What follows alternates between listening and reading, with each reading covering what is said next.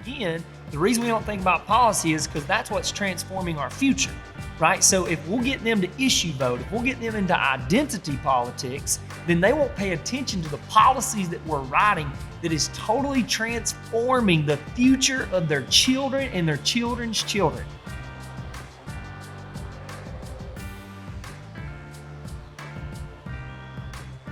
After World War II, you have a society that is ripe for conditioning, right? Yes. Just think about the structure of society. You have a lot of men who have died.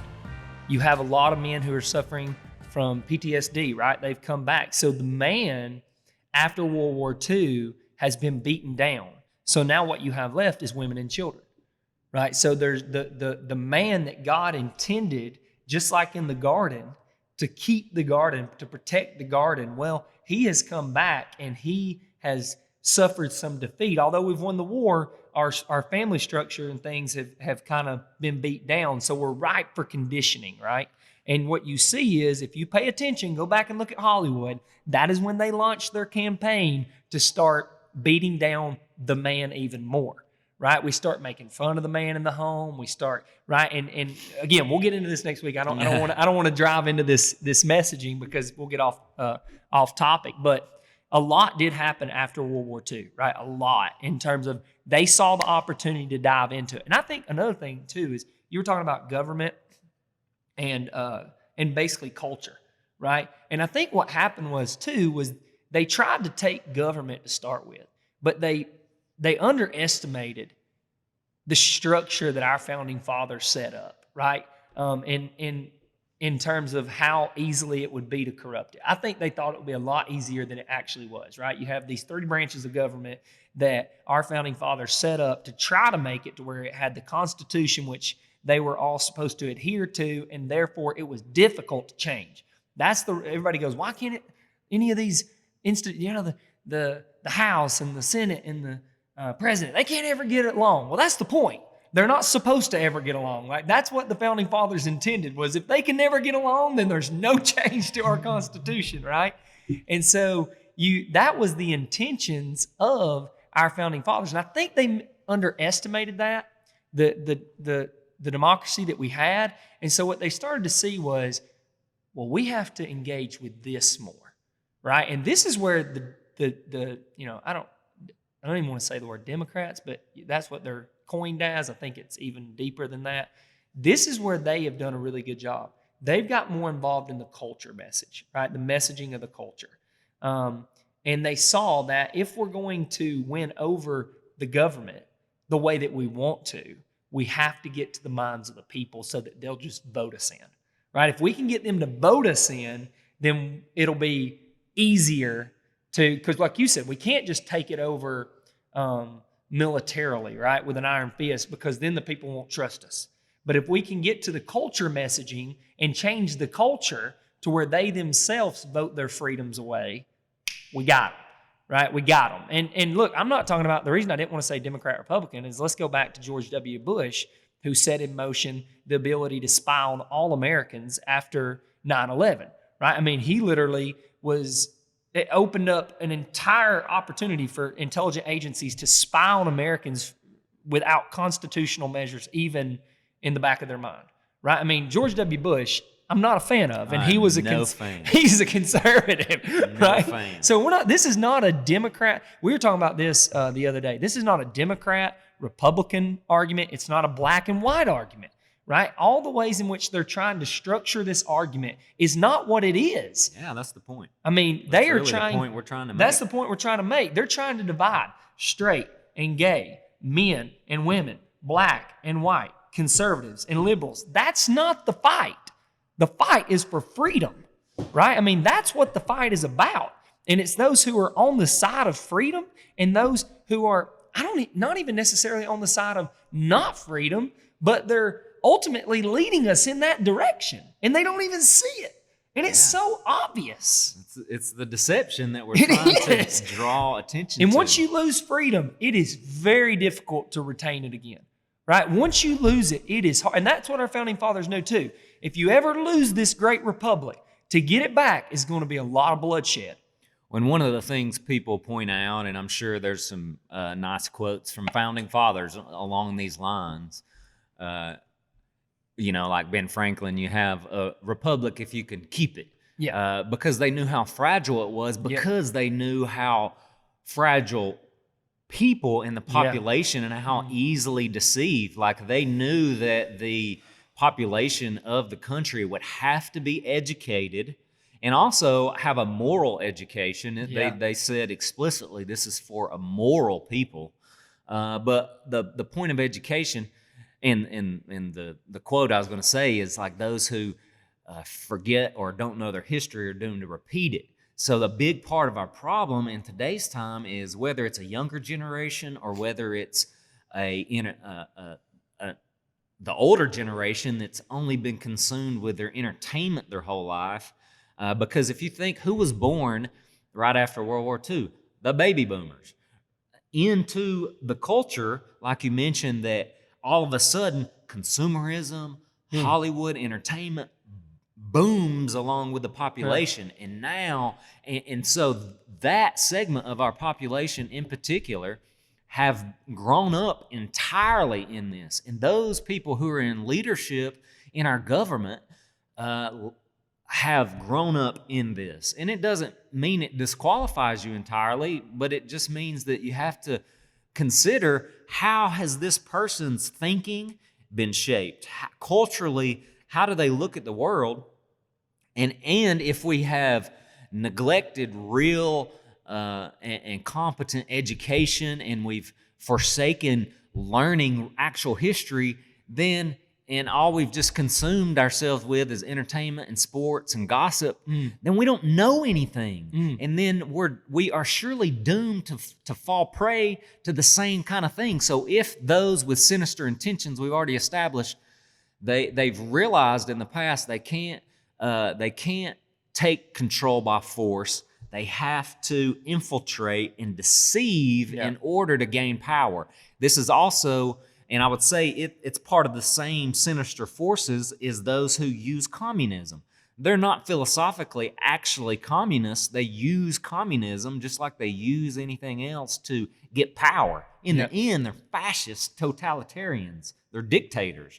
They just use this. But what they tried in communism was the same thing with fascism, to rule with the iron fist. It didn't work. The other side of it is the socialism, and it's the slow creep, and it's the cultural Marxism. If you're familiar with that term, where you because it didn't work in communism because of the family structure of the nuclear family, because of the patriotism. They underestimated all these things that Americans had. And the belief in God. So they knew they had to undermine those things. All three. In people's lives. So beginning after World War II and the infiltration into our culture, I mean, it is a conscious, intentional effort. There is documentation. It's obvious. You can see it once you describe it. But there is documentation.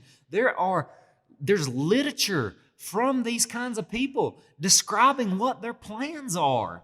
It's there. All you have to do is go and look and learn and care to understand, and snap out of your bubble and not be seeking pure pleasure and entertainment, and care about the future of your country and your family.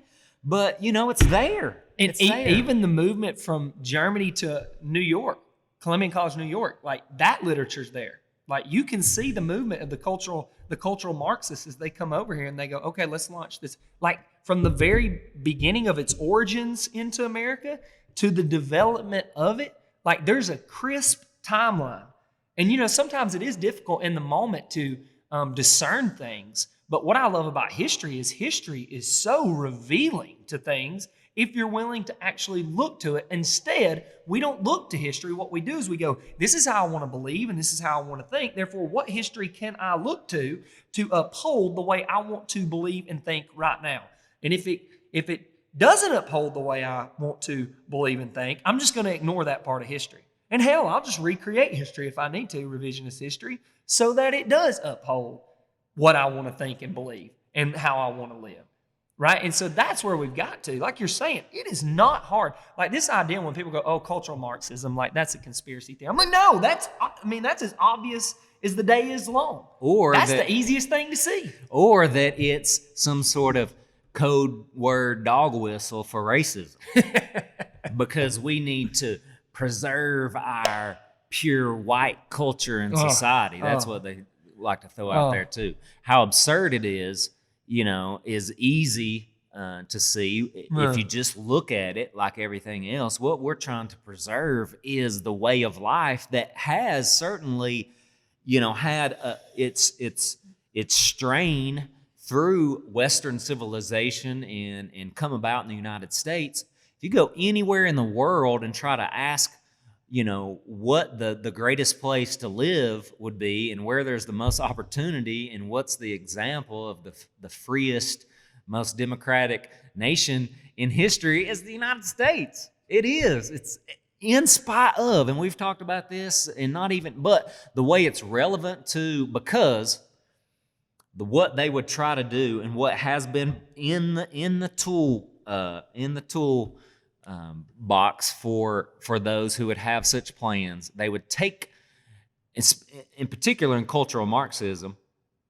But if you want the way you control the population, we're doing this next week now. You get in the media and the point I'm trying to make in a roundabout way is that they want to divide people. The way you control a population is you divide them. And conquer. That's been the military strategy from the beginning of time of every great conqueror. And so one of the ways they have sought to divide, it has been along every demographic line, but especially in our contemporary politics. And Obama did this big time. The Biden camp is doing this big time. Hillary Clinton was doing this big time. It's the identity politics. It's divide you up into every segment of the population that makes you different. See all of your differences. Notice all of your irreconcilable differences. Versus see how we're united. See what we have in common. In spite of our ugly past and our differences there, we can get over them and move forward together, united. Nope. See your differences. And in particular, in cultural Marxism, the tactic is define all those people as oppressed people groups and then identify the one demographic group that is the dominant one that can become the bad guy. Yes. And so that's the white, straight male, yeah. In America. Give it 50 years if we head in this direction and we'll no longer be the bad guy. Yeah, true enough. And so, anyway, just to see clearly the tactic there of demonizing this one demographic group, getting all of these others that are fragmented and separated to see that one group as their enemy, and then they can join together and have more political power together, because before that they weren't really united in their political voice because they had separate interests. They saw themselves as kind of separate and use these groups to take away the freedom of the whole. And use them because absolutely. Those in power care nothing about, and that's where we point out the history of the Democrat Party or whoever. I mean, again, not to just it We've ain't done even videos really on about that. but just see how they really don't care about you. Look at Joe Biden or Hillary Clinton's career and see if they care about the black person. Ooh.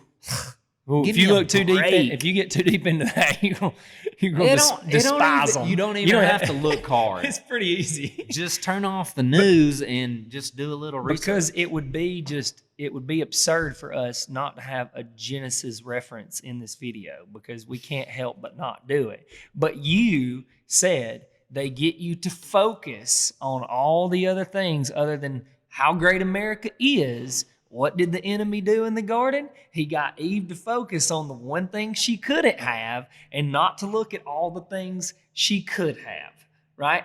God had given them everything, and Satan said, yeah, but isn't there this one tree somewhere that you're not supposed to...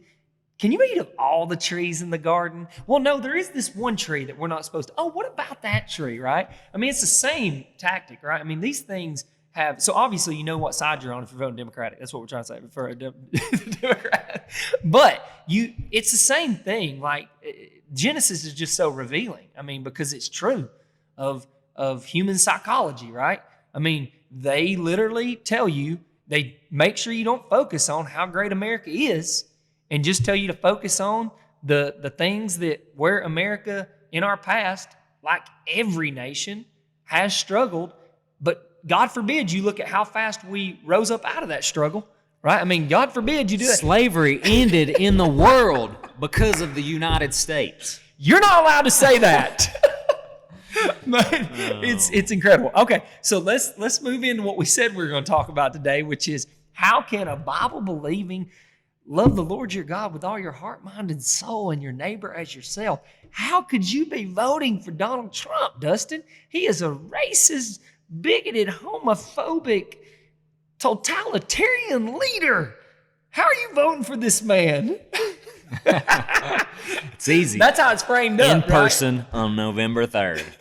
That's how it's framed up, right? So if you go check that box, therefore you yourself are that person, right? And so that's the framing of all this. So it silences the pastor. It silences the conservative, God-fearing person on social media because they have successfully painted a picture. Because you're going to call me a racist. That's right. That's what's going to happen if I voice support for this president who's done more than probably any president, perhaps in our whole nation's history, and you're going to call me a racist.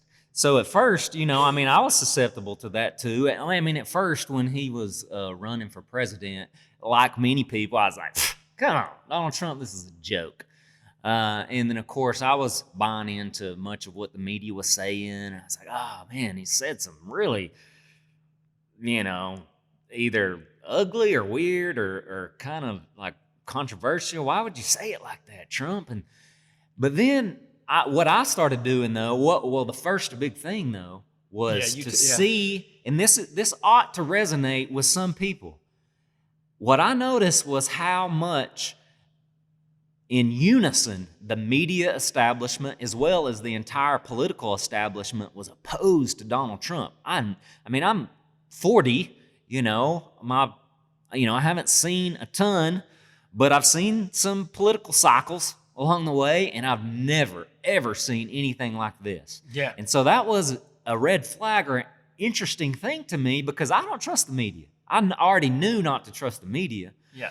And many of these politicians who I didn't respect already, and they're all unified against Trump. So that aroused my curiosity. Unified in just some derogatory stuff. Like you had never seen such just with a passion, outright passion against somebody. I mean, you look back through there was always this level of democraticness. Everybody says it's Trump's fault, right? And he's the one that brought this in, all this nastiness. But I'm like, no, it's all been directed towards him, and he's just fighting back with it. Like he says, he would never have survived all this if he didn't fight like he does. And most of us are too weak. I would have caved. Caved a long time ago. I mean, it's taken 4 years for the fight to build up in me because I've seen it clear enough. Like, you have to spend some time like discerning through all this.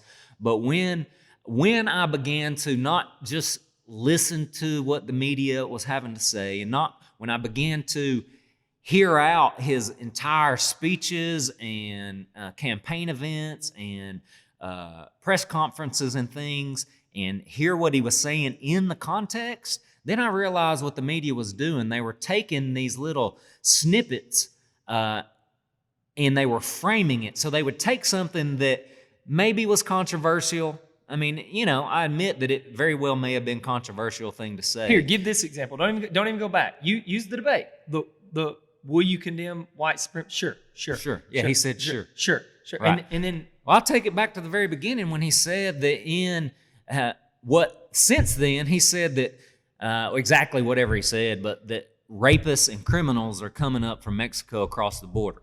And so then everybody took and characterized Trump as what he's saying is that all Latin Americans are rapists and criminals. That's not what he said. It's not what he's ever said. But there are rapists and gang members who are violent and other criminals and criminal activity that are coming across the border. Fact. And when somebody goes to that extreme, when they say, he said that all that ought to be a red That flag ought to too. be a red flag. There's all these racist dog whistles. I mean, who hears a dog whistle but the dog? Nobody can hear these racist dog whistles but media pundits and other people who are trying to make racism out of everything. So and obvious again, not now. to say that Trump hadn't said controversial things. We could get into those things, but for me, it was looking to hear what he actually said and hearing his policy positions on very important matters, trade and economy, healthcare. But we've been conditioned our not to care about involvement policy. in foreign wars. You're talking about intelligence now, right? We've been conditioned that we don't think about policy because, again, the reason we don't think about policy is because that's what's transforming our future, right? So if we'll get them to issue vote, if we'll get them into identity politics, then they won't pay attention to the policies that we're writing that is totally transforming the future of their children and their children's children. And that's the issue. Like you said, we're voting for Trump because his policies are awesome.